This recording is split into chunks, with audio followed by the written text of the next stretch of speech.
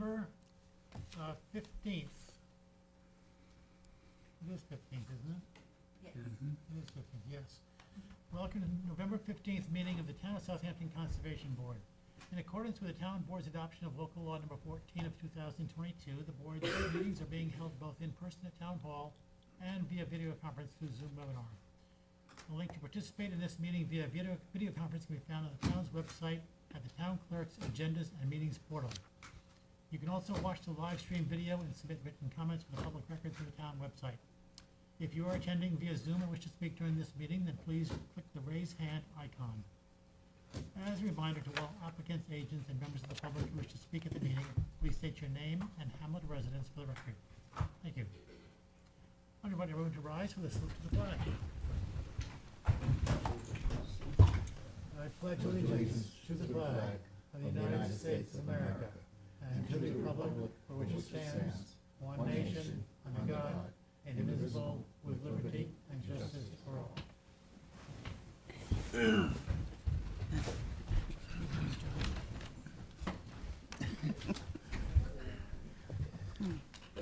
You missed the pledge. I did it outside. Okay.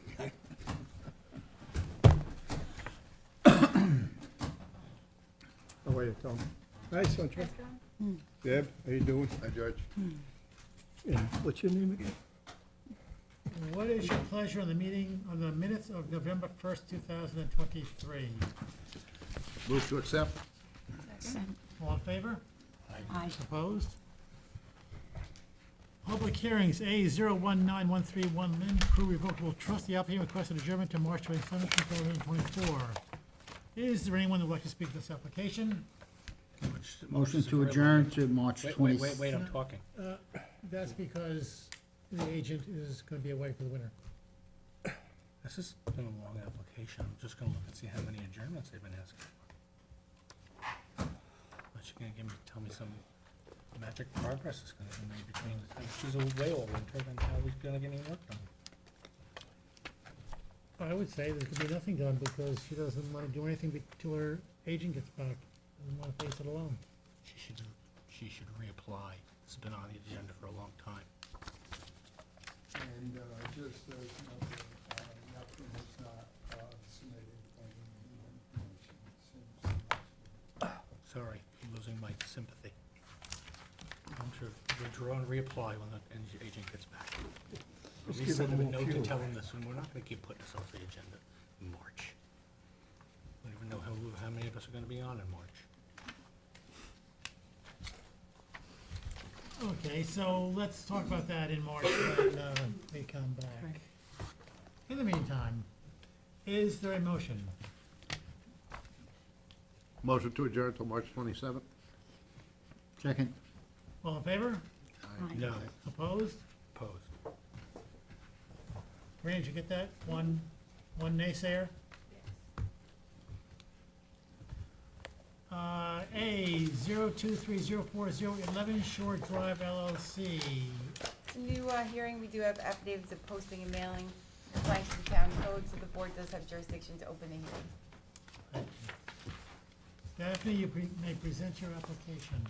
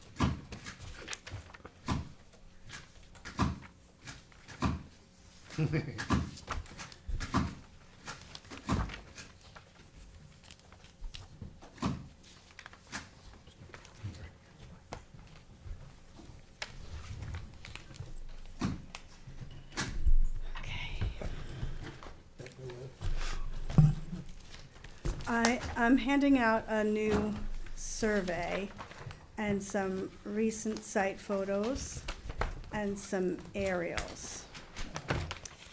Daphne Vaughn, Surfside Environmental Planning, for the applicant 11 Shore Drive LLC.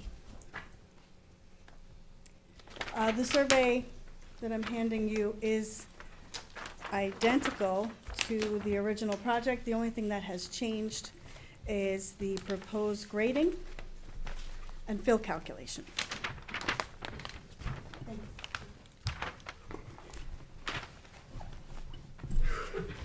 Okay. So, the subject property is located at 11 West Shore Drive in North Sea and fronts on Little Peconic Bay to the northwest, as well as a brackish and freshwater wetland to the southeast, which is located across West Shore Drive, which is an unpaved road.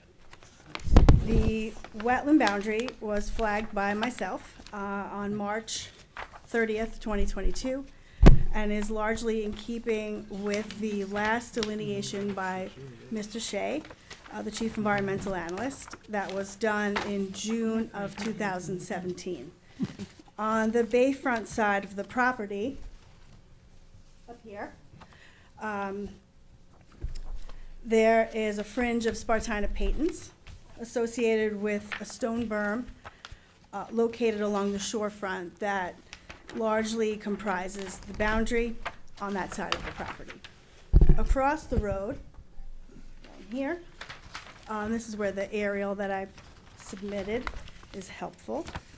There's a large multi-parcel assemblage of interior wetlands that span West Shore Drive to Edgemere Drive and portions of Bayview Drive in that whole neighborhood.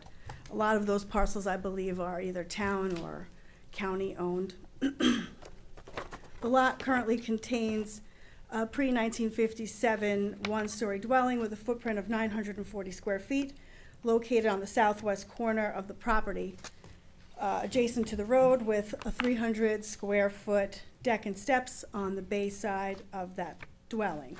The closest structural setback to the wetlands at present is 42 feet from the street side wetland boundary. The entire property is located within a FEMA AE elevation 6 flood zone, with the limit of moderate wave action located approximately in the area of the bayside wetland boundary, cutting straight here across.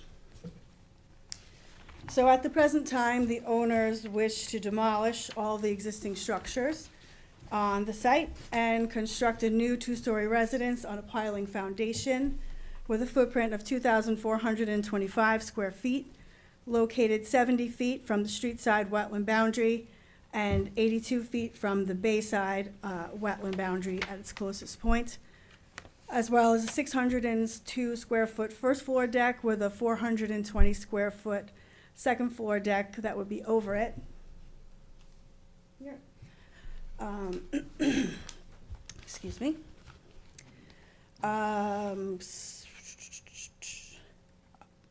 76 feet from the bayside wetlands and 120 feet from the street side wetlands. There was a 5 by 7 foot spa proposed on the first floor deck, 79 feet from the wetland boundary on the bay side and 124 feet from the street side wetlands, as well as an 82 square foot front entry porch and steps, 64 feet from the wetlands on the landward side and 135 feet from the bay. The project will include abandonment of the existing sanitary system, which is located, if this is the existing, I'm gonna do this. This is the existing development. The existing sanitary system is located on the bay side of the deck. So that will be removed about 114 feet from the bay. And the new IAOWTS system will be put in here central with the proposed development. And that is going to accommodate a 4-bedroom residence at 104 feet from the bay wetlands and 70 feet from the street wetlands. Coltech drainage chambers are proposed for roof drainage and hot tub drainage, as well as a pervious driveway.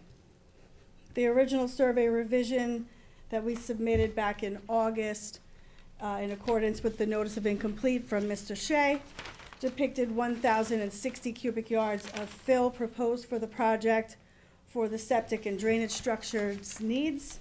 However, in preparation for this hearing, I spoke with the surveyor and the engineer to confirm those calculations, and the surveyor, when he redid the calculations, told me that he did have an error, and also we spoke with the engineer, and he told me that we could tighten up the proposed fill. So that's what this survey before you shows. Where on this survey, we cut across, following this contour line underneath the house. We're cutting it closer to the walls of the foundation that will be on pilings, in keeping with the 3-to-1 slope ratio that's required by the Suffolk County Department of Health Services. So the fill gets cut down to 750 cubic yards. So that's a little more than 300 cubic yards less, yes, than what we were proposing originally. Daphne, could you break that down into how much is used for each structure? It's all for the septic and the drainage, essentially, so.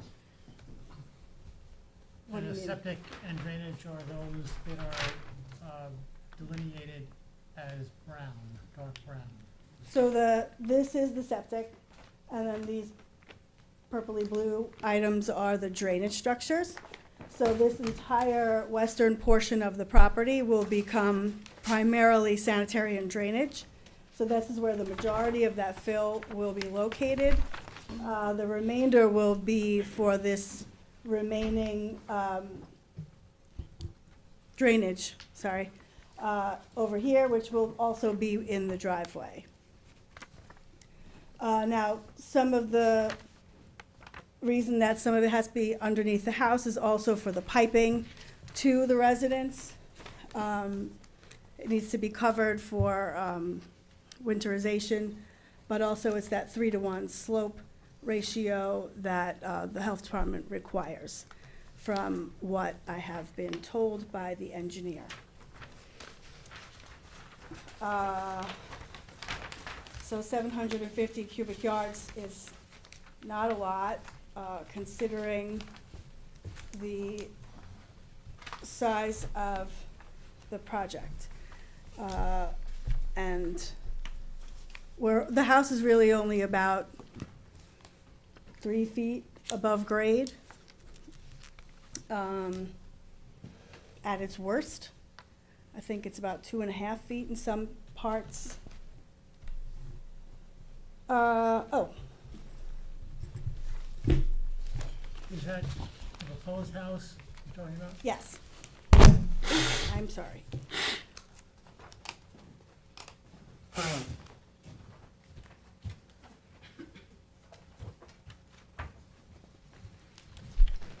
We did just receive on October 24th, that's the date on that, a New York State DEC approval for the project as proposed, which I'm passing out to you, which shows the permit from the New York State DEC with the approved plans that were the plans that were originally submitted to this board, including this survey that's on the wall here, with that fill the way that it was drawn. I'm also submitting a copy of the last notice of incomplete from the Suffolk County Department of Health. That's just be copies, Zeb. It's one sheet. Sorry. I read it. That says basically that our project was approved from them, and is just pending receipt of the town and DEC wetland permits in order to receive their approval.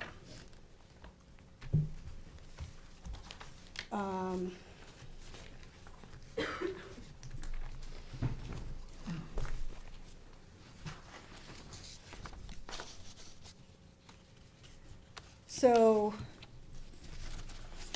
the total, oh, I forgot one thing. To mitigate the project, we are proposing on the survey this large block of naturally vegetated wetlands, non-disturbance, non-fertilization buffer, landward of the Bayside wetland boundary, for a minimum distance of 65 feet landward of that closest flag here. Otherwise, it goes to approximately 72 feet landward at its maximum width.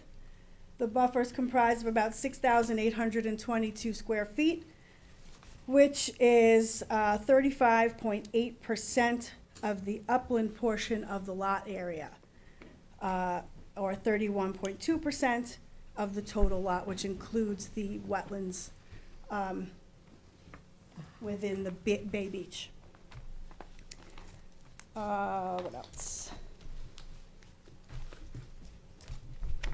One other thing that I wanted to bring to the board's attention is shown in my site photos as well.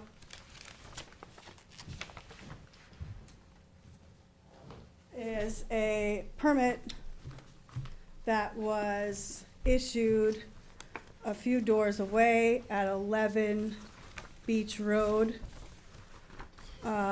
It was transferred to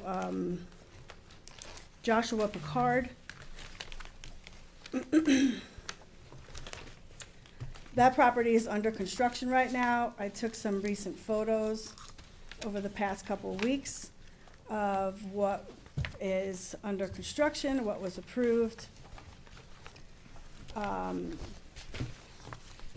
That property has wetlands more significantly within the parcel. Although it is a larger parcel than this subject property, it does have more significant wetlands surrounding it. And was approved for a two-story house with a footprint of 2,202 square feet. There was a residence of 1,800 square feet approximately on there originally. Was also approved for a two-story garage and pool house of 864 square feet. Was approved for over almost 3,300 square feet of decking and 700 square feet of pergolas. There was a pool on that property that was about 545 square feet that was allowed to be increased to 840 square feet with a spa. They were allowed 1,006 cubic yards of fill on that property with 230 linear feet of retaining walls, most of which are under construction and are close to 6 to 8 feet high under construction, and you can see that in some of my photos.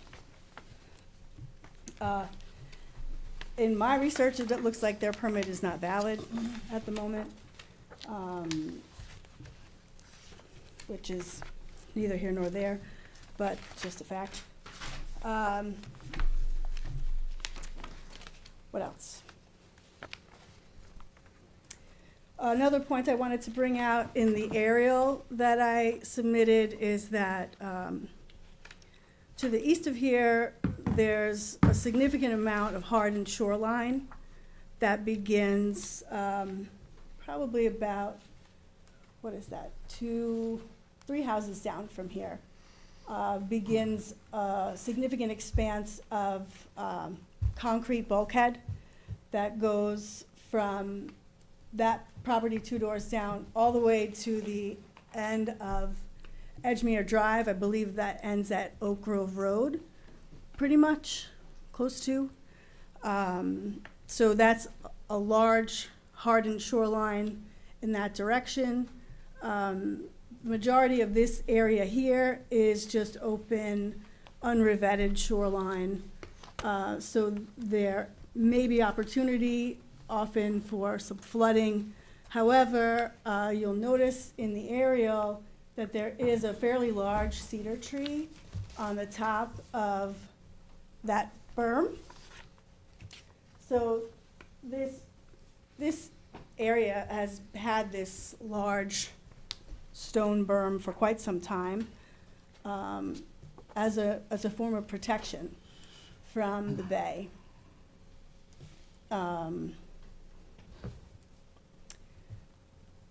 What else? I think that's about all I have to say right now. Do you have any questions for me? I do have one of the partners with me tonight, Howard Eiferman is here with me, if you have any questions for him as well.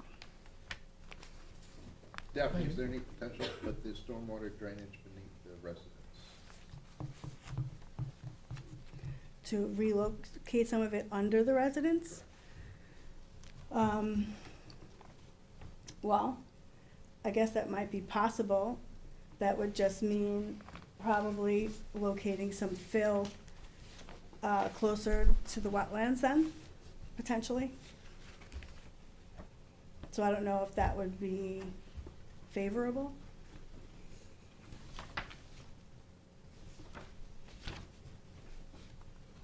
Any other questions? Not at this time.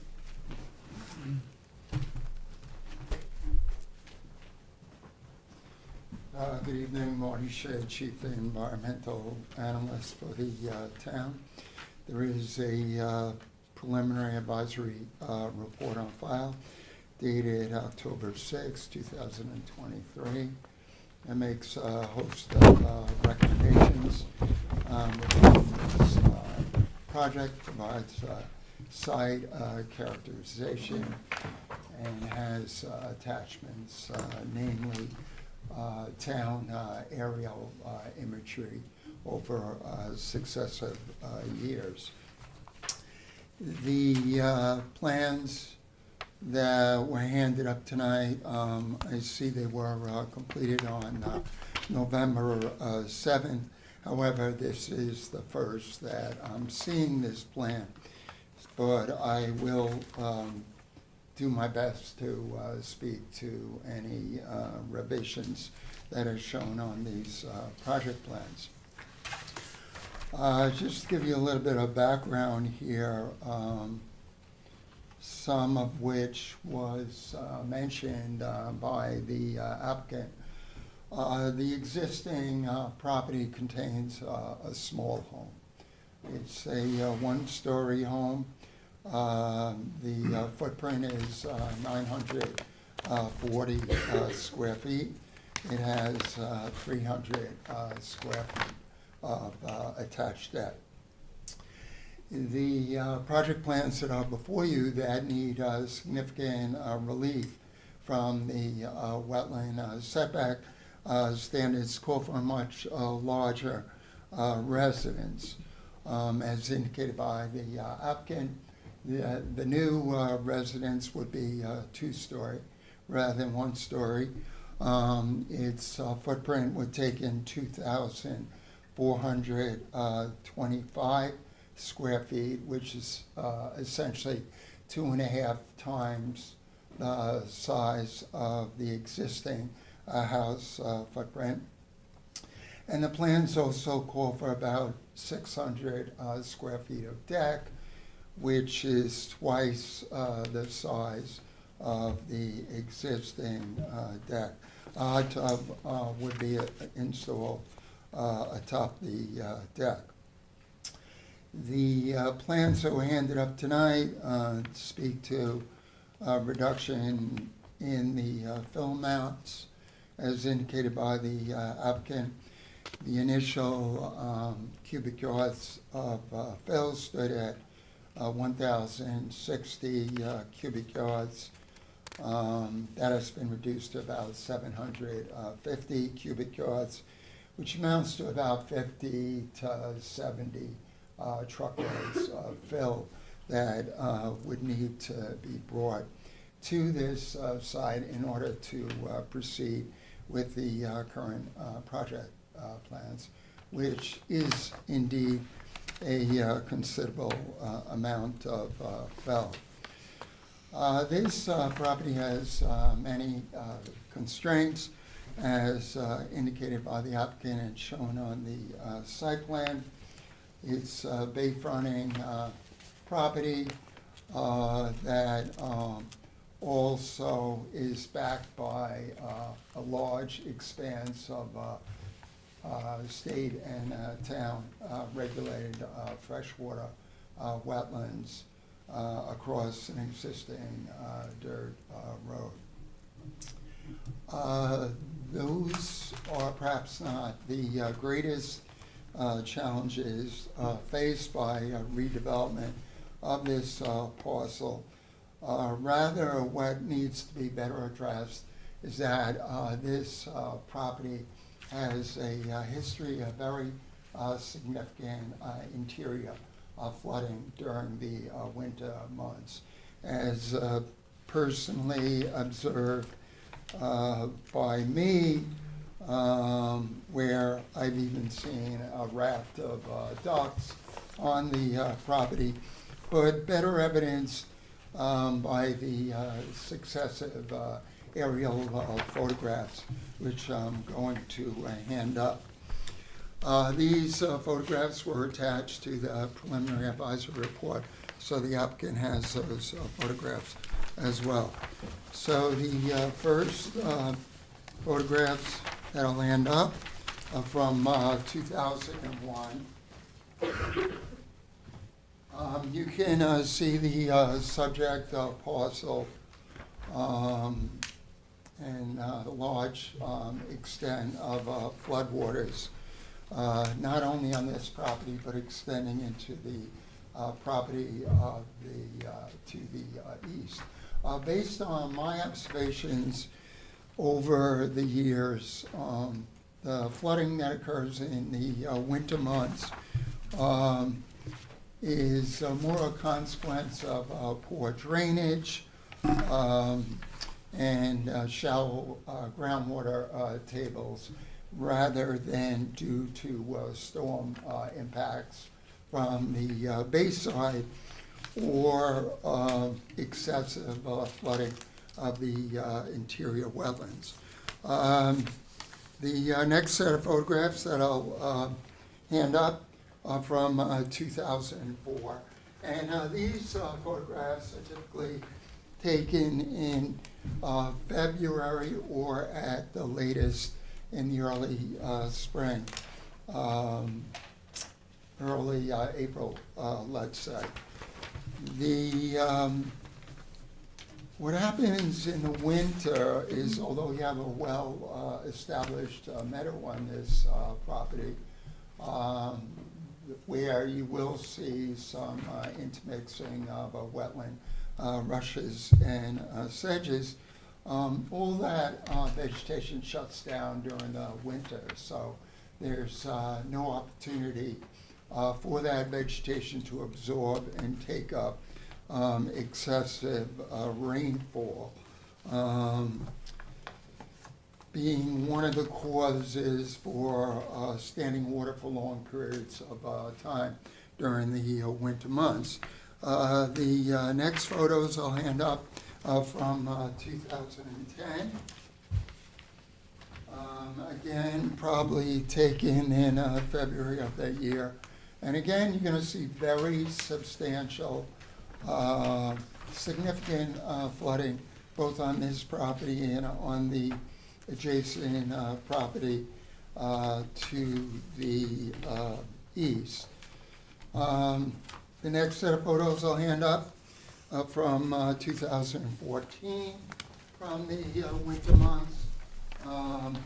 Again, showing interior flooding, to be followed by photos from 2016, again showing perhaps lesser but significant flooding on this property and the abutting property to the east. And the final photo is more recent, 2022, that shows moist areas extending into this property and a less degree of flooding on the abutting property to the east.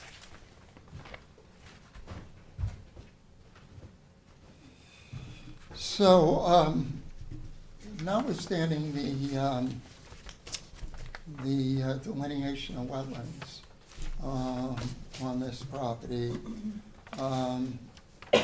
there's frequency of significant flooding is something that needs to be addressed by the redevelopment plans.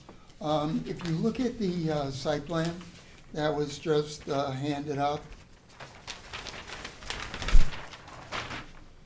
you'll see angling through the proposed house footprint is a 4-foot elevation contour, and starts to the east. It goes under the proposed new house location, then it goes north, and then it angles over to the northeast. The area below that 4-foot contour is where the most significant winter flooding occurs on this property. So, notwithstanding the applicant's proposal to elevate the house on pilings, I would recommend that the house be scaled back in size, that it be shifted further south to try and get the entirety of the house or most of the house out of the area that experiences the most flooding. And this is not necessarily very shallow flooding. I've personally observed floodwaters in excess of 1 foot to 2 feet on this property. Likely the years when this area attracted a lot of ducks.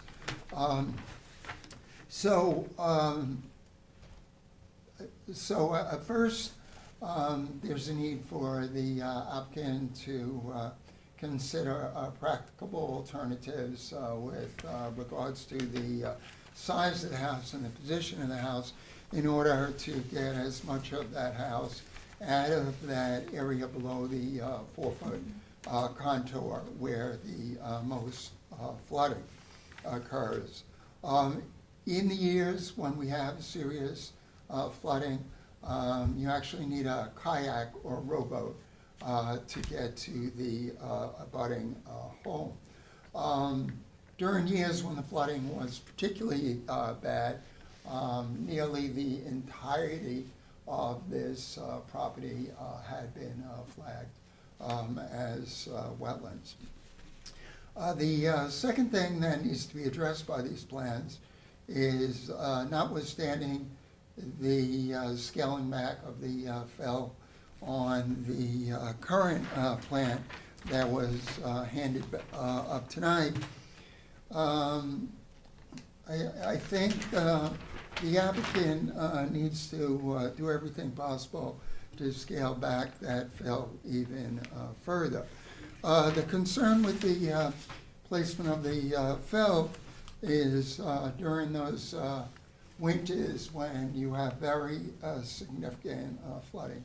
The placement of this fill on this property is, based upon my experience, going to increase the degree of flooding on the abutting residential developed property to the east. So we need to make sure that whatever plan is approved for this site, that it's not going to result in adverse impacts to the abutting residents into the east. If indeed the applicant looks to redesign the house, to shift the house south of that 4-foot contour, that change would also allow for increase of the wetland buffer on the base side up to 75 or greater feet. Yes, it would push the residents closer to the freshwater wetlands across West Shore Drive, but I think notwithstanding the additional construction setback relief that would be needed from those wetlands and the absence of any buffering zone for those wetlands, I think the greater need is to get the new residents out of that portion of the property that experiences very significant flooding. The applicant is proposing a residence with a footprint that would be 2.5 times the size of the existing residence, and is asking this board to approve a deck that would be twice that size.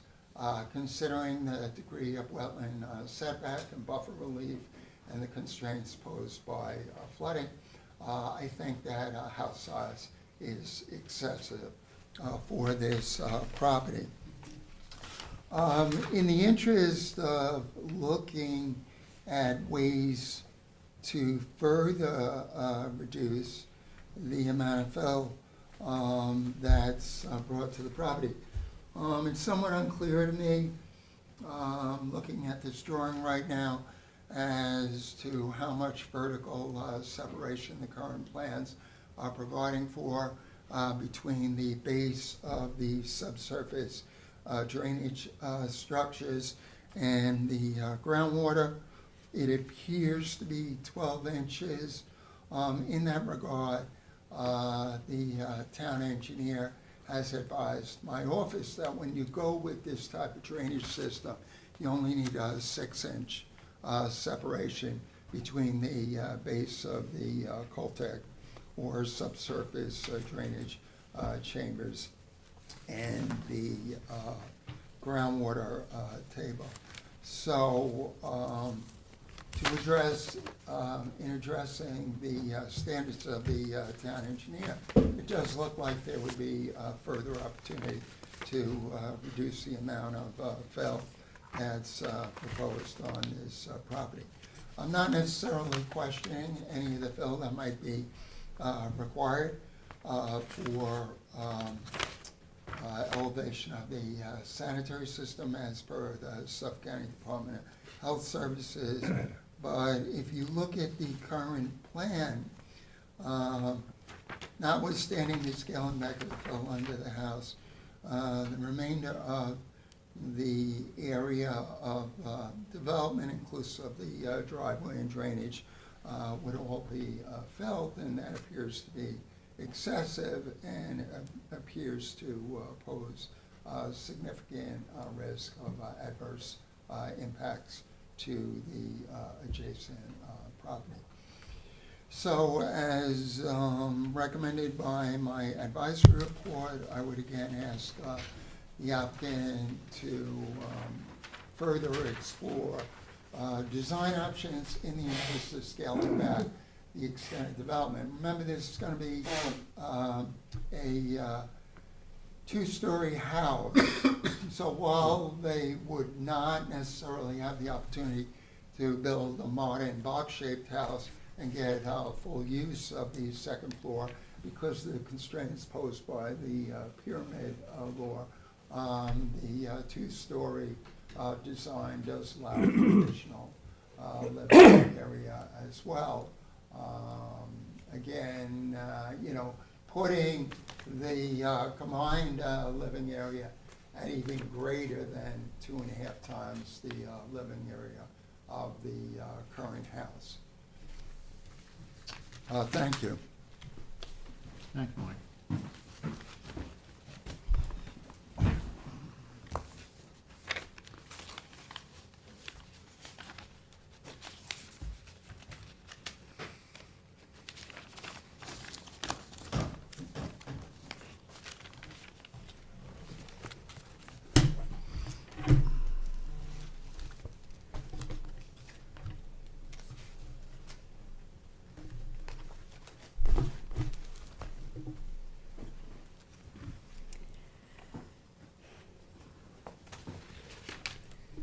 As this board is well aware, there are multiple jurisdictions on this property. One being the New York State DEC, who has already issued a permit on this project. Marty asked about the distance to groundwater for the drainage. It's actually 2 feet, which is a requirement of the state. So regardless of the town engineer's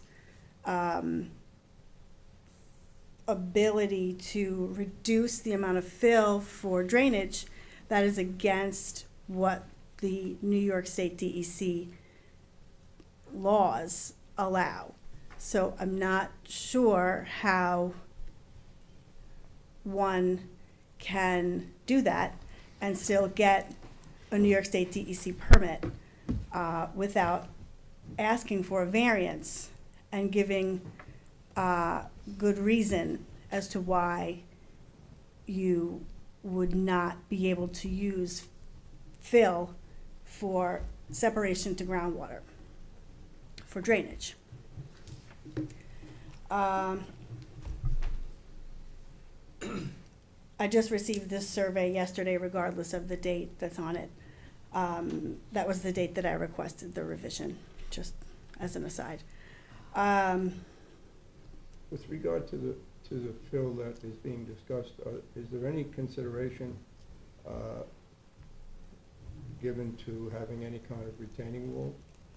There are no retaining walls proposed, unlike the other project that I did mention just 2 doors down from here that has very high retaining walls and more fill than, just around the same amount of fill than I was originally proposing erroneously. Those walls are 6 feet high. They are shown on their survey as being 2 to 6 feet high. Those walls are 6 feet high. And around by the pool, they're showing about 8 feet high, it seems, which is not in keeping with the permit. No modification has seemingly been filed for that. Nonetheless, there are 213 linear feet of retaining walls proposed on that project. We are not proposing any walls. This is just, you know, an IA system in as close to grade as possible with drainage. You know, this is not like back even, let's say, 6 or 7 years ago, where you would have had potentially a 4-foot high retaining wall for a standard sanitary system with standard 2-foot high drainage rings. You know, we've come a long way technologically speaking, that we're able to now put these things without walls and significantly lower than they were even just a few short years ago. And that's what we're proposing on this. Yes, it is a sensitive site that is subject to flooding during the winter months. So we have been cognizant of that in our design. In my mind, when I first saw this property, I said, how can we redevelop this property to make it work for everyone with, you know, updated sanitary, updated drainage, and make it something that is of a reasonable size for development, but would work for the wetlands. And to me, that would be centering it on the property for the dwelling and as much of the drainage and septic as possible. Moving it closer to the wetland on West Shore Drive, just to me, is not reasonable, because that's why I gave you that aerial. That's a pretty extensive wetland, and I don't see how that's any less valuable than Peconic Bay. So in my mind, you should be juggling balance between the 2 wetlands as best as possible. Well, the only reason I bring up the idea of retaining walls is that Marty was concerned about some of the fill being shifted to the neighboring property during a storm or a heavy rain. Well, in the same way, he also indicated that in the winter that he didn't feel that the flooding that occurs is due to storm events, that he feels that it's just because the vegetation that's located in that meadow is not necessarily working. So that being said, is there opportunity for my client to potentially supplement with vegetation that may work during the winter months? Could we potentially include some shrubs, maybe, that could have bigger root systems that might aid in those times when there's flooding on the property? That might be a form of mitigation, supplemental planting within that meadow. Because if you look at those aerials, a large majority of those years where there's lesser flooding, it takes place mainly within the area of the buffer that we're proposing. There is some that does take place maybe a little bit lower here, but I don't think that it ever, in the years where it's not as crazy as, I don't know what year that was, 2010, I want to say, where it looks like almost the whole property is flooded. Yeah, 2010. But in these other aerials, it's not flooding as far as the proposed development. Sorry. A large majority is within the buffer we are proposing. My concern is that if we take this proposal and start sliding things closer to this wetland, I'm going to be in a war, essentially, a setback war between this board and New York State DEC. That I go back to modify with them, and they may say, well, you've already shown us you can meet this setback from this wetland, because they have dual jurisdiction, freshwater and tidal wetlands here.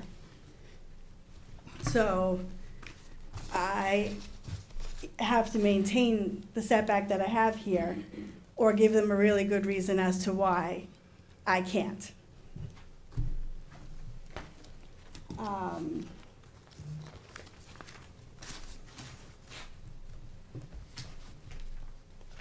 But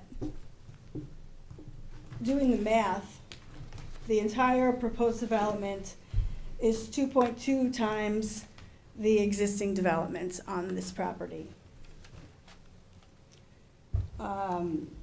Like I said, the buffer is 35% of the upland of the property. And the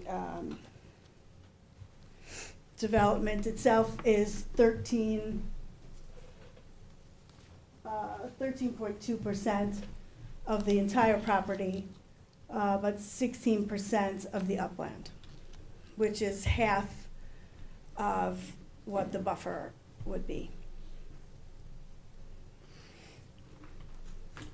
Daphne, a calculation methodology question. Yes. When you calculate how much fill you want to add to this,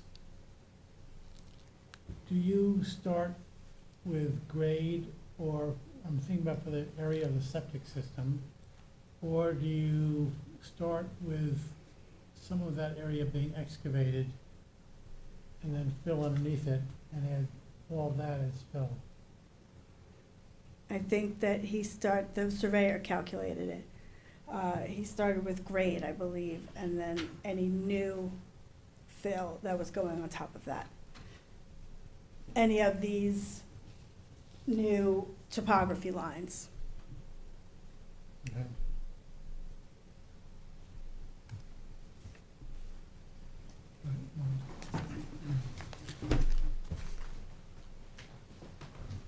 Morris, Chief Environmental Analyst for the town. Regarding the applicant's concerns about having to go back to the DEC, with a modified plan and to seek greater relief and setbacks from the interior wetlands.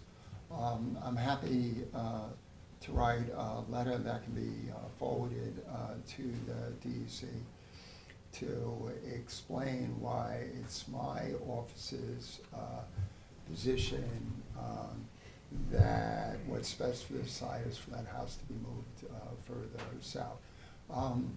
When the town permits a home, we need to make sure that home is safe.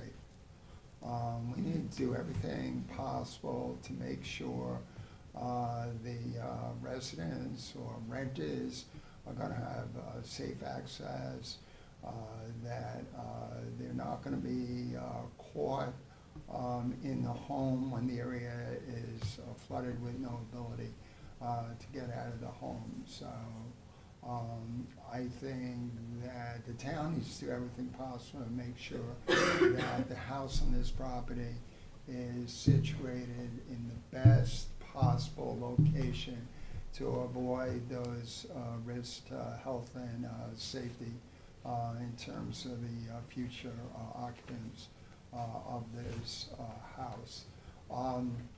The flooding that occurs in the winter months is of course related to potentially greater levels of precipitation during the winter months as well, in addition to the inability of the herbaceous plants to take up much water during the winter months. So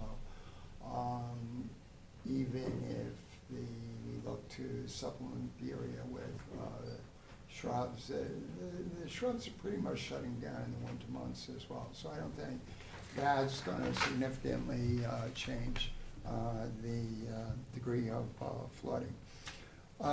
In years past, there was even great difficulty driving down this section of the road during the winter months because of the degree of flooding.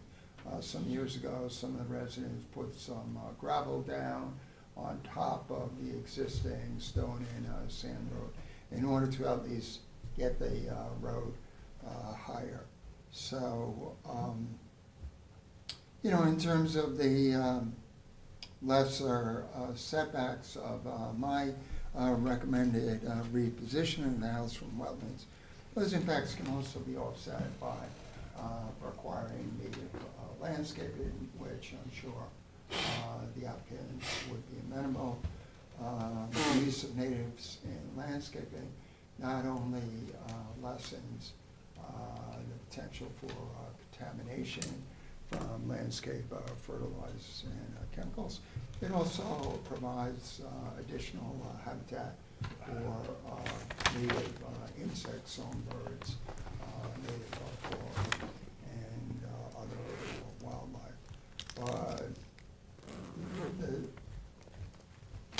If we did not have this significant flooding issue to address, I agree with the applicant. I would look to center the house location between the interior freshwater wetlands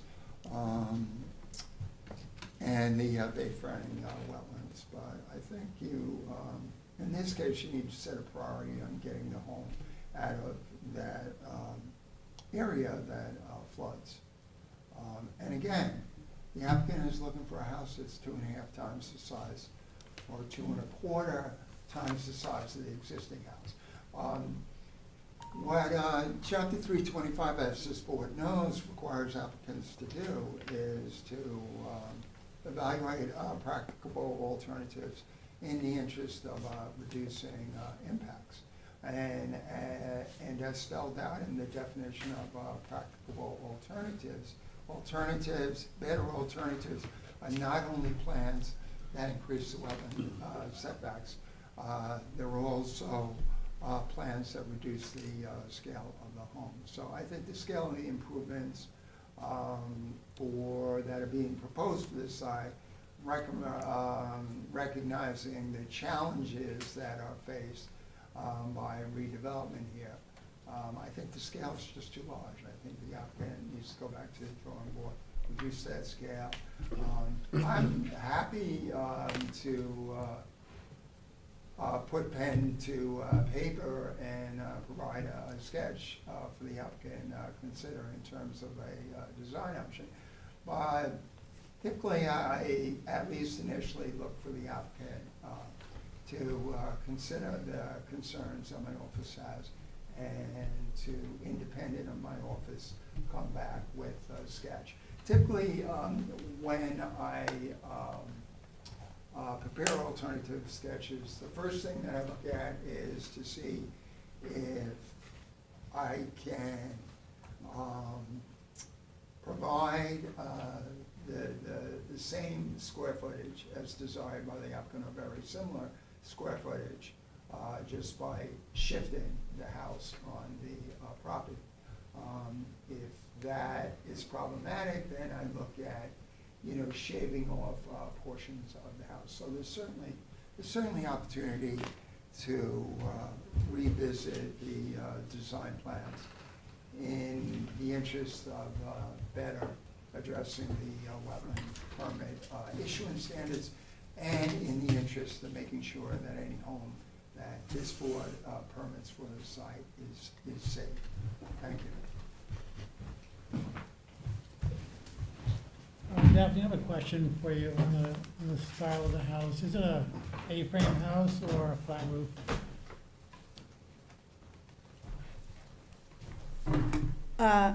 There should be plans that were submitted with the original application. It is a modern style house, similar to the one that's a few doors down that you can see in my photos, but not exactly similar.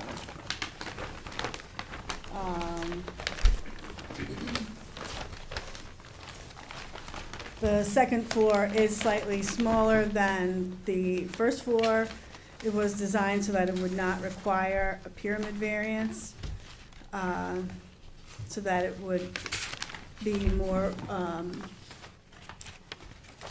readily available for a building permit once the permit process is complete with this board.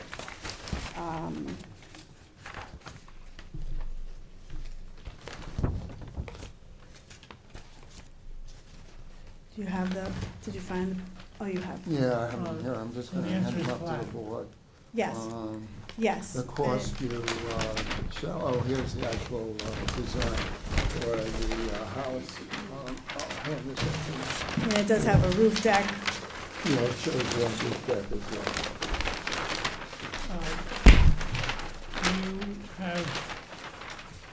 Do you know the different square footages of the first floor and the second floor? I think they're on that survey. They're probably here somewhere, but it'll take me a while to find them. I think the second floor is like 1,800 square feet or something like that. Yeah, there are attached to those sheets, footprints, building footprints, the first and second story living area. Actually, hold on. That I'm sure it's spelled out the exact square footage.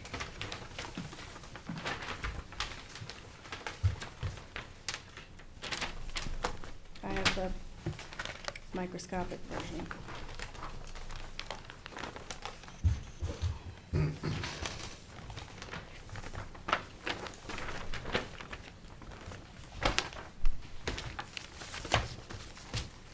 The first floor is a little bit larger because it has this little bump out that goes around the sanitary system. This is a small office. And then the second floor is inset. There's no second floor over this area. Oh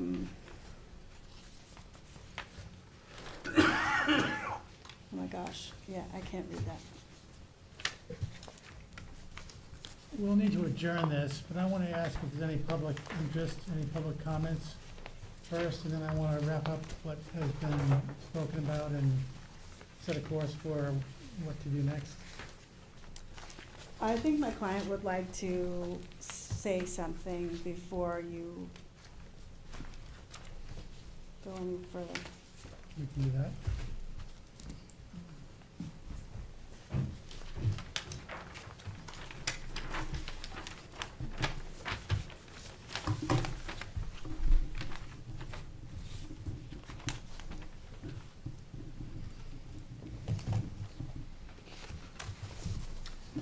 Hi, my name is Howard Eiferman. I'm one of the owners of the property, and thank you for your time. I came a very long way to be here, so I appreciate the opportunity to be heard. You know, when I bought this property, one of the things that I looked at was the neighboring property just a couple of doors away. You know, the plans were available to be seen, and you know, I looked at them, we studied them, and we saw that that property had more significant wetlands within the boundaries, that the project they were proposing was was a bigger project, more complex, more structures on the property. And you know, the best way as a purchaser to try and evaluate whether or not you know, you're going to be able to do something similar is to look at neighboring properties. And you know, my assumption was that we'd be able to get something comparable, you know, in fairness. As you know, there's a significant, buying a property is a significant investment, and there's a lot of blood, sweat, and tears that go into working with the architects and environmentalists and things of that nature. You know, I know this property has some challenges, and you know, when I started working with Daphne, I told her that you know, we're committed to addressing those challenges in the best way possible, and do whatever you need to do to mitigate any environmental issues that that may be there. But at the same time, you know, our expectation was that we'd be able to build what our neighbors have there. And in terms of the placement of the property, in terms of you know, the size of the property, and we're not even asking for what they have. You know, they have a pool house, they have a garage, they have a few structures there. So you know, I strongly feel what we're asking for is very reasonable. You know, it's a beautiful town, and I hope that we can really get this plan approved as is. And again, you know, I've told Daphne, whatever it takes to be able to get this approved, and to, at the same time, mitigate all these, you know, some of these challenges, you know, would be greatly appreciated. You know, thank you for your time, and I guess that's what, you know, just speaking from the heart. Just one of the things of caution when you use that methodology for choosing property and develop expectations, we have to look at each property site-specific and see the differences, and there are very significant differences on each of these properties. And this has a 900 square foot house. Here's another property, the one I think you're referring to, was probably twice that size.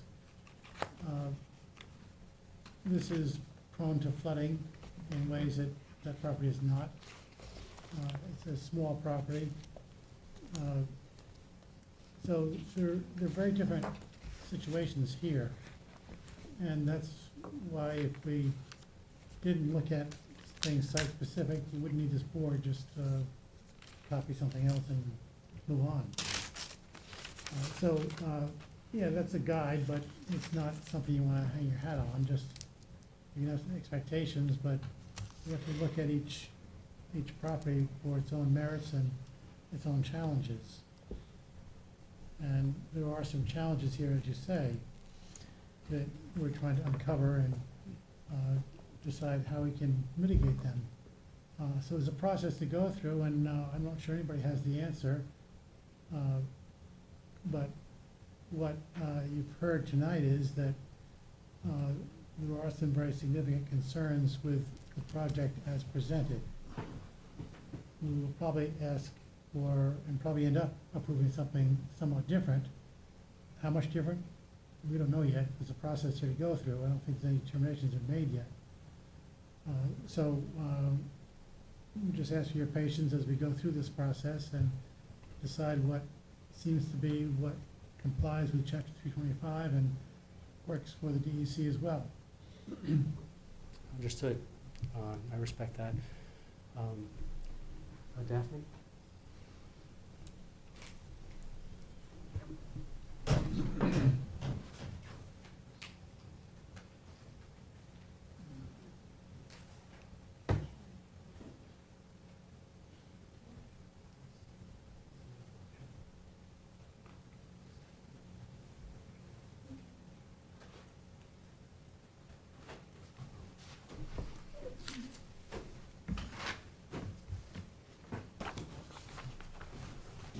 We do have a plan that does slightly reduce the house that we brought with us tonight, if you would like to see it.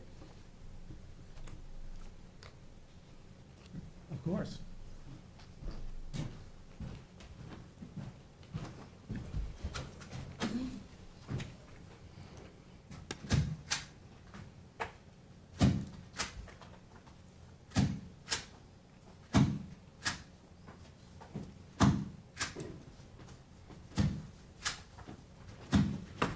Thanks,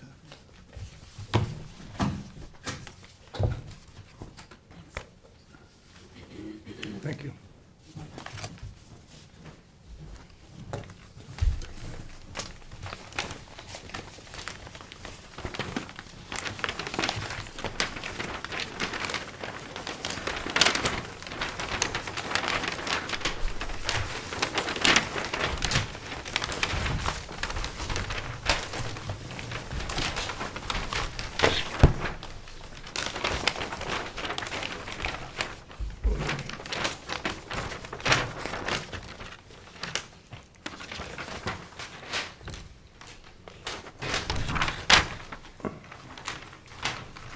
So we did a little bit of work to try to do something that would still be palatable as an alternative to the owners, and still kind of keep us where we are with the DEC.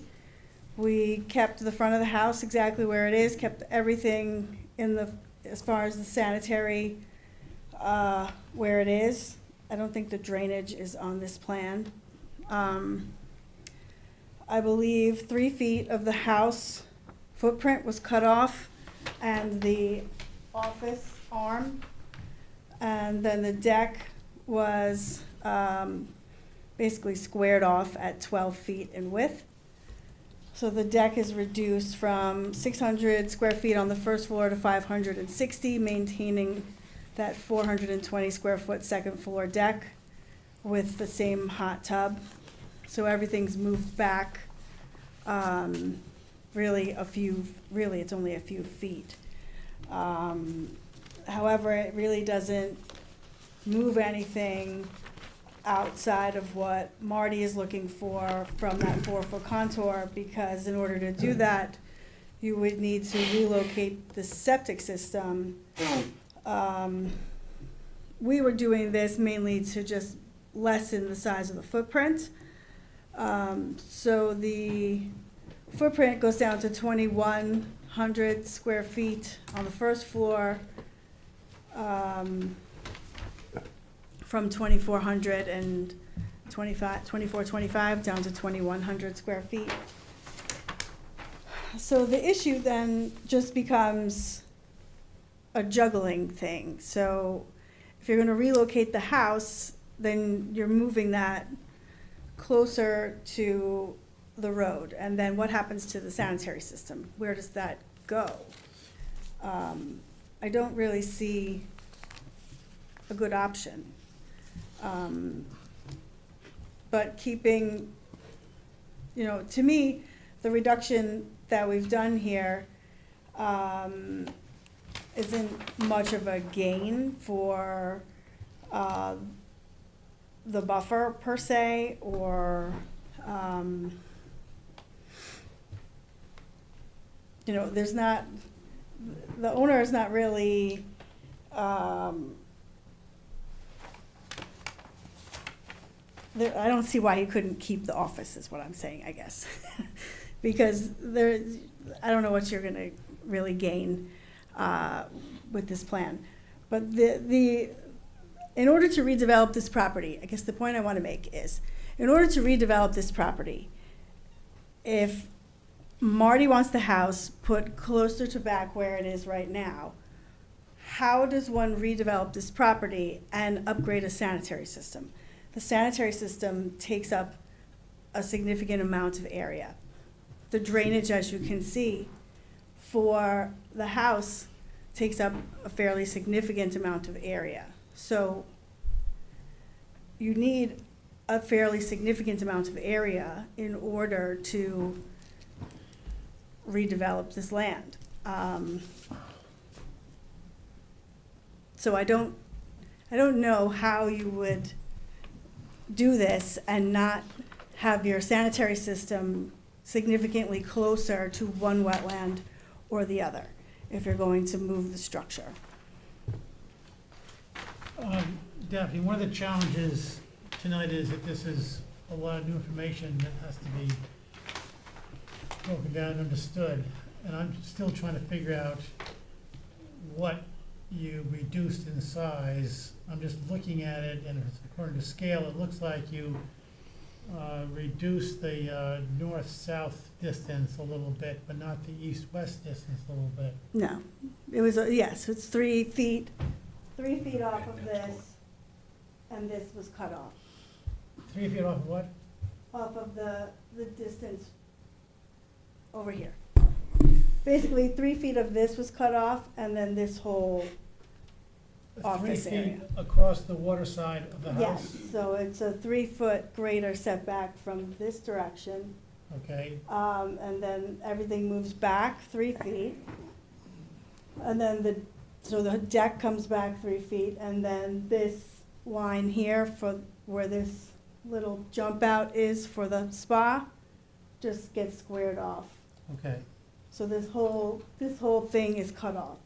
Here, the Okay. deck and this office is cut off, plus 3 feet of the back of the house. Okay.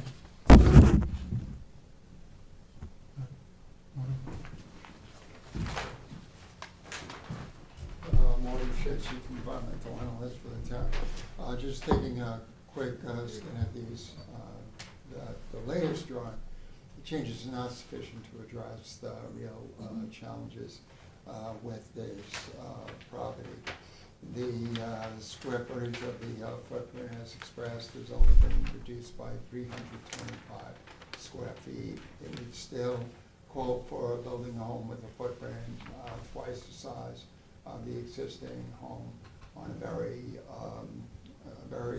constrained site. The DEC may not even be aware of the flooding issues with this property. They're in all likelihood just looking at the location of the wetlands and the setbacks, and that's why they look to permit a more centralized location for the house. I'd certainly be happy to share with the DEC the photographs on record showing the flooding issues with this property, so they can better understand why I'm looking to ship that house to the south.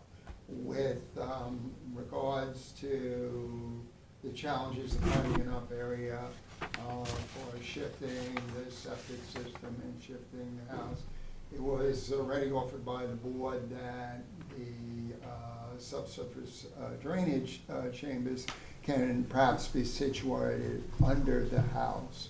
So that already free up a lot of area. We have many constrained properties that come before this board where the house is elevated on pilings, and they look to put the large part of the drainage under the house in order to better address the constraints of the property.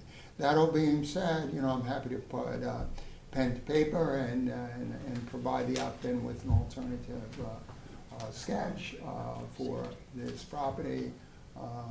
You know, I'm, of course, handling hundreds of applications, so I will need at least some time to get that done for the applicant. Thank you. I agree.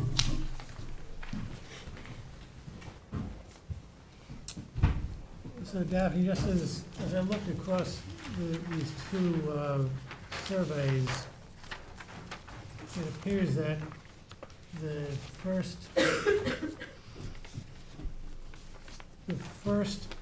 plans you offered tonight is for a 4,200 square foot house. About 2,400 on the first floor, about 1,800 on the second floor. The second plan is looking for 3,653, whether it be 2,100 on the first floor, 1,553 on the second floor.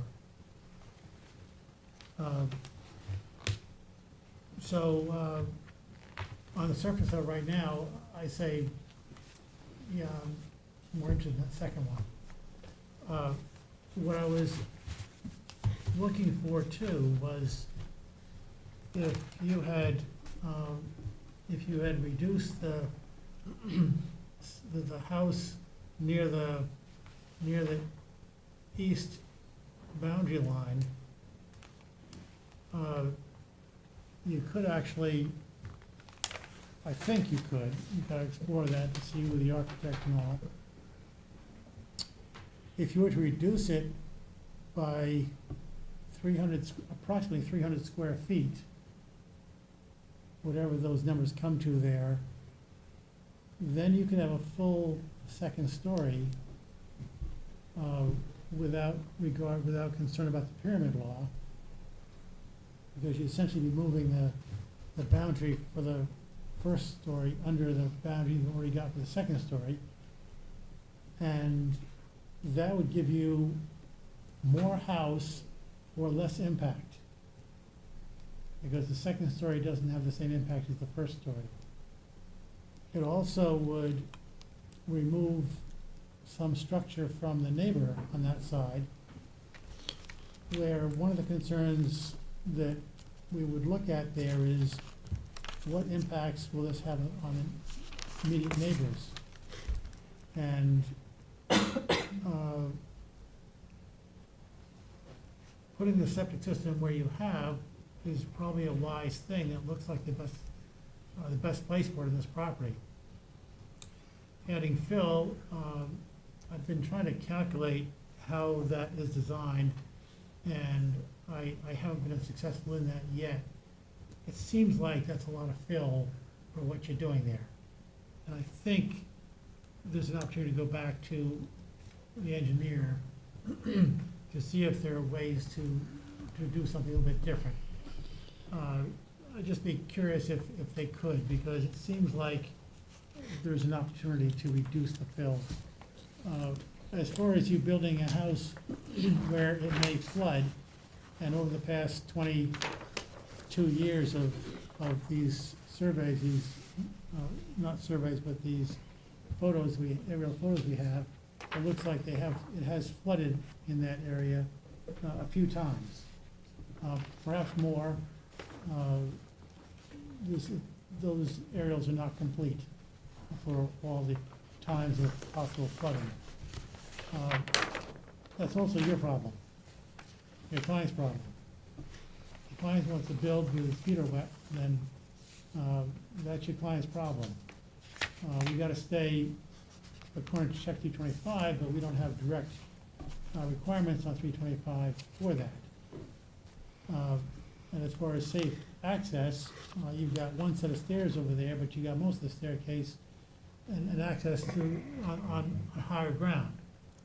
So I think you're okay on, I mean, you're taking a risk, but I think that risk is evaluated, mitigated, and you're comfortable with that. So I'm not pushing strongly for that, but I do like to see a bigger side yard setback on the east, so that there's less opportunity for those structures, the structures to impact that neighbor on the east. With a IA system on the west, you're forced to keep your structures farther away to reduce the impact of that neighbor. And then by reducing the fill as much as you can, that also would have a reduction of impact to the neighbors. So bottom line is, what I'm trying to calculate all night as to how you can have, instead of a full first story and a partial second story, how can you match those up to make them even, to give you more bang for the buck, so you can get the most house you can on the property, because that seems to be one of your goals. And that would give you the most house for the least impact. Now, those are some general ideas. They gotta be fleshed out and figured out some more.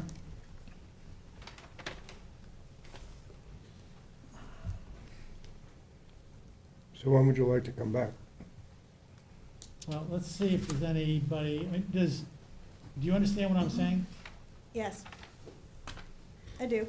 You seem so overjoyed.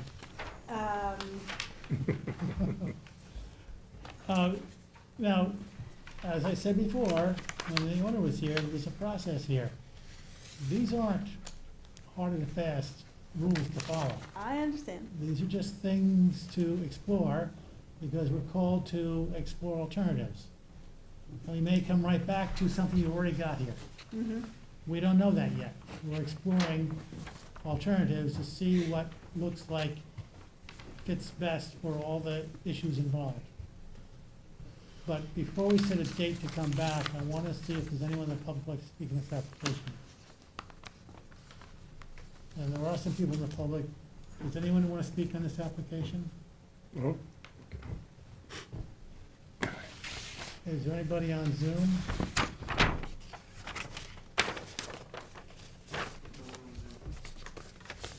Now we're ready for a date, unless you want to say something else. I will just say, I flagged the wetlands on this on March 30th, 2022. And we worked on this plan for pretty much a year before it got to you. So this was not a willy-nilly situation at all. A lot of effort and planning went into this before an application was submitted. A lot of thought went into this. Knowing the sensitivity of the lot, so, my client is willing to do native plantings on the property. He would probably like to see some very minimal lawn, probably just between the development and the buffer. Maybe some pathways to access the back of the house. Otherwise, natives over everything else would probably be fine. I did mention about doing the supplemental planting, if that is something that Marty sees as valuable within the meadow to aid with those flooding months. Otherwise, I think that's it. I understand what you're looking for, and we can see what is possible. But it's difficult. Harry, Uh, I have something. Your suggestions are changing the design of the house and making it into a box house. And your original plan wasn't a box house, was it? I don't know if that's any concern, just changing the whole design. Well, it's not necessarily, it's a modern design, but it's not necessarily a box over a box per se. Has some, I don't know how to describe that, but it's less rigid, so to speak.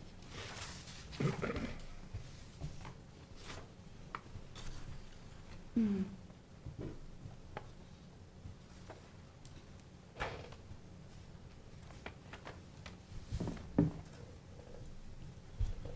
I would encourage board members to go look at the site if you have not been there, because it is definitely worth seeing. Especially when you see the project underway a few doors down. That's all I have to say.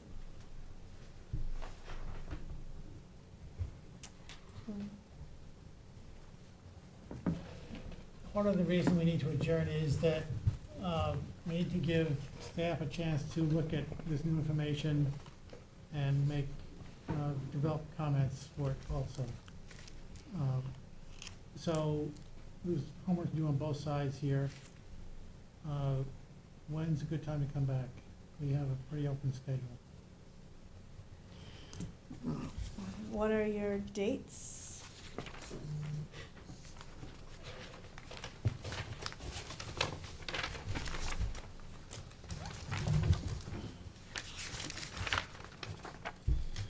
The soonest available dates are in January of next year. We don't have any space on December, at the December meetings. So there's January 10th, January 24th, February 8th, February 28th. There's nothing in December? No. No, it's filled up. We got three. We got 3 on the 6th, and we've got 3 on the 20th, so. And the 20th in particular are gonna be lengthy, very lengthy hearings.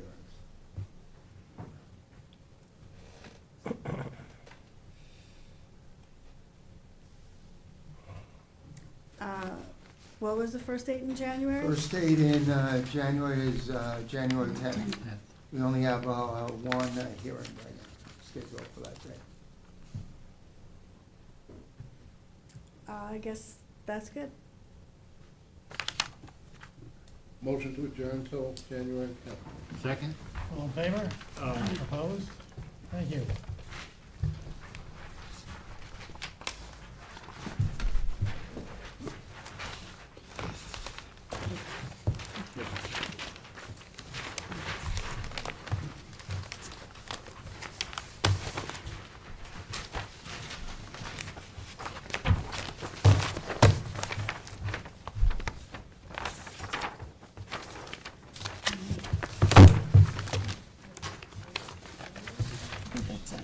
You sure that's everything?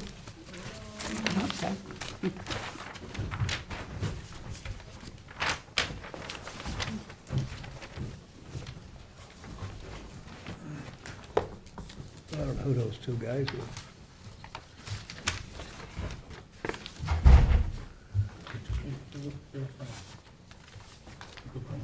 You're welcome. Have a good evening.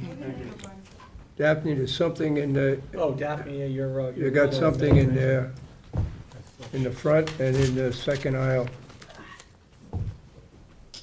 Okay. Advisory reports for the planning board, 215 East Montauk Highway. Morty Shea, Chief of Environmental Wetlands for the town. This is a pending two-lot subdivision application. It's in the pre-application stage for a vacant forested piece on the north side of Montauk Highway, extending up to the Long Island Railroad in Hampton Bays. There are several recommended comments. First is that based upon November 14, 2023 field assessment, the tract is marked by well-established oak pine and sedge woodlands, exemplary of coastal pine barrens, excepting for minimal invasive vegetative cover along the immediate highway frontage and bordered with the commercial development to the west. Second, these woods provide essential ecosystem services, including carbon sequestration, air purification, and habitat for native flora, insects, and songbirds, as well as watershed lands for the Great Peconic and Shinnecock Bays. Thirdly, consistent with other approved residential subdivision maps abutting the railroad, a minimum 50-foot wide scenic easement or buffer needs to be required along the north boundary of the interior flag lot in order to preserve scenic views from the well-traveled railroad. And lastly, clearance standards need to be imposed to reduce adverse impacts to the environment and quality of life. Can you fix the mic? It's green.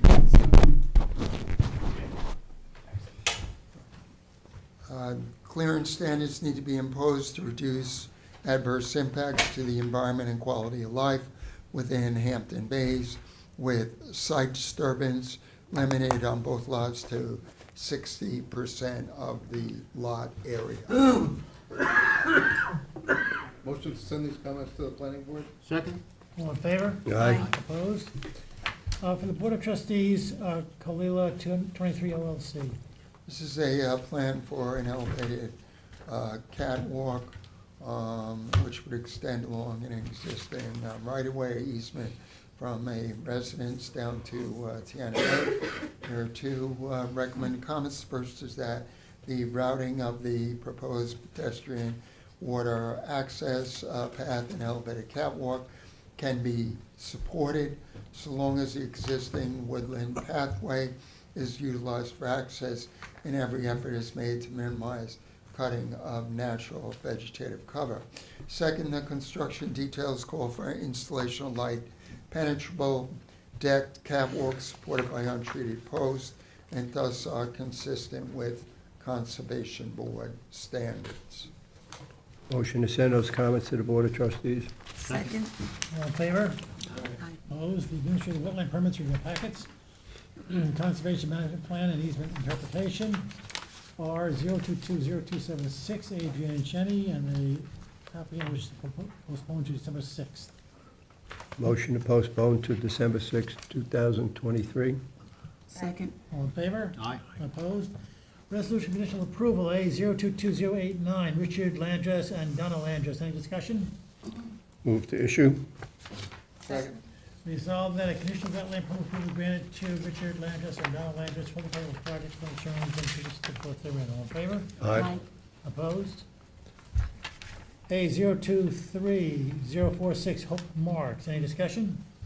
Move to issue. Second. Resolved that a conditional wetland permit approval granted to Hope Marks for the proposed project for the terms and conditions set forth therein. All in favor? Aye. Opposed? A 023058, 8 Wells Road LLC. Any discussion? Move to issue. Second. Resolved that a conditional wetland permit approval granted to 8 Wells Road LLC for the proposed project upon the terms and conditions set forth therein. All in favor? Aye. Opposed? Preliminary review signature determination, A 022074, 3 Duckwood Court LLC.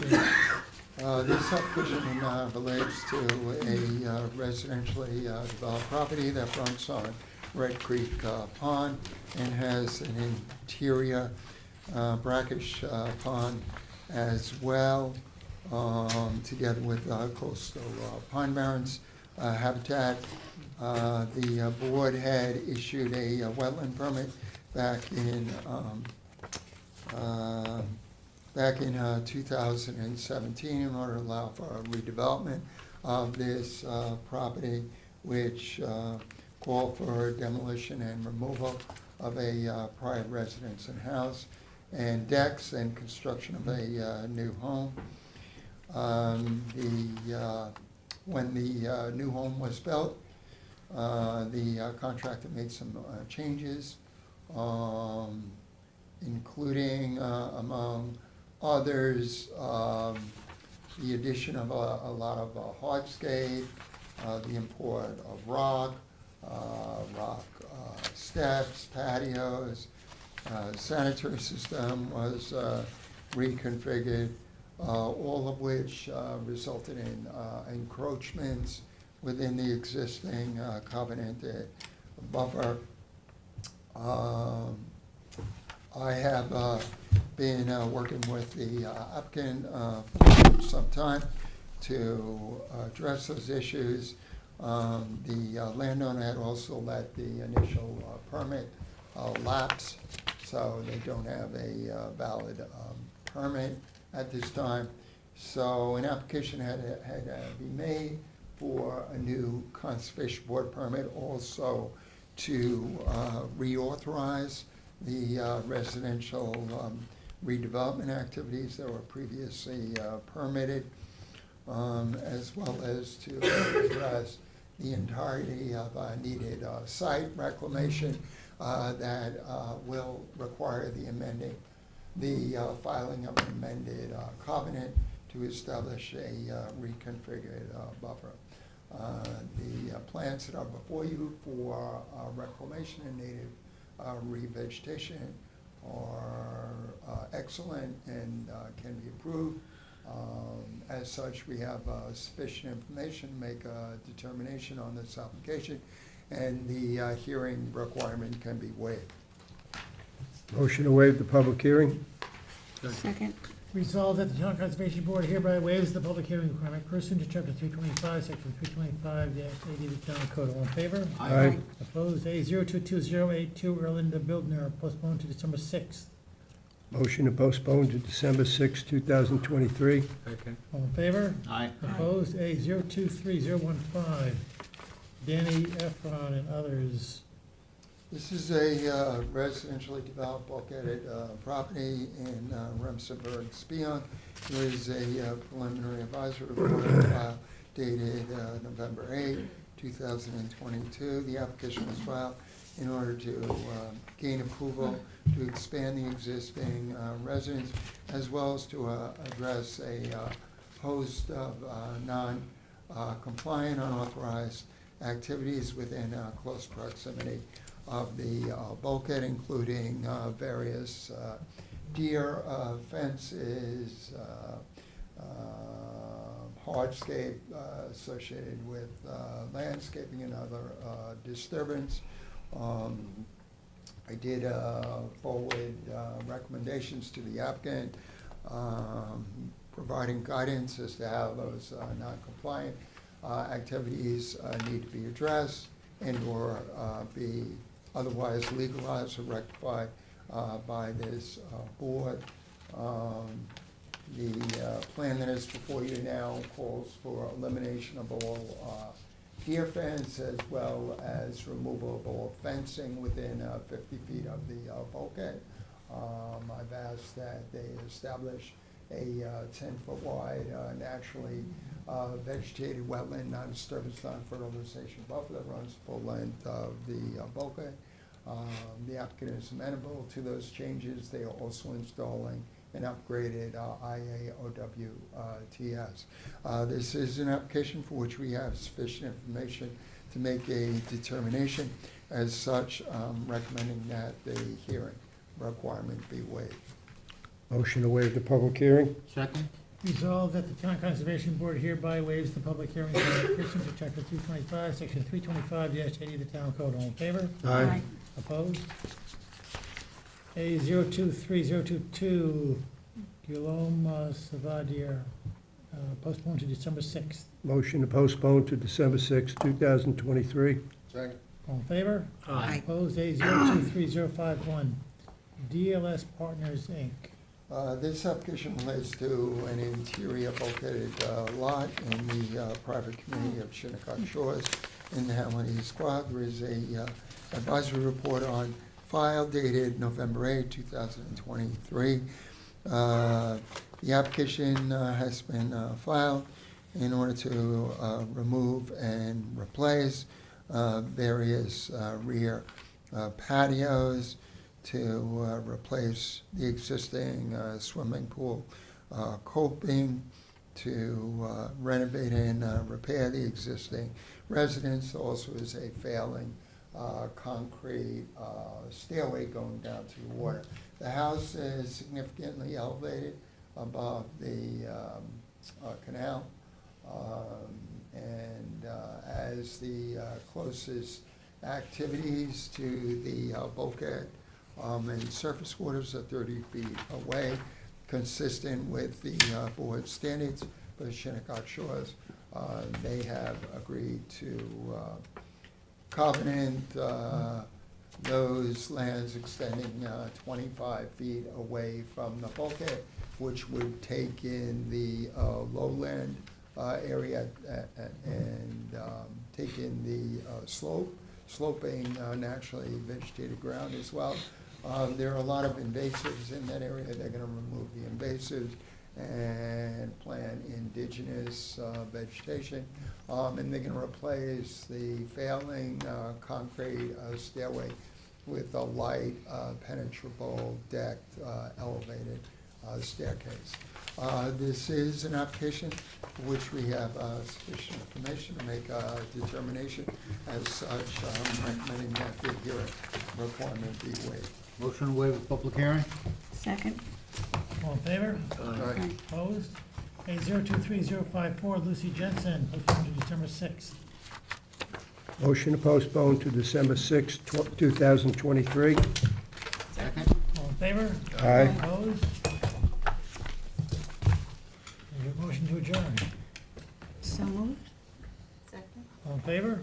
Aye. Opposed? Thank you all. Have a happy Turkey Day.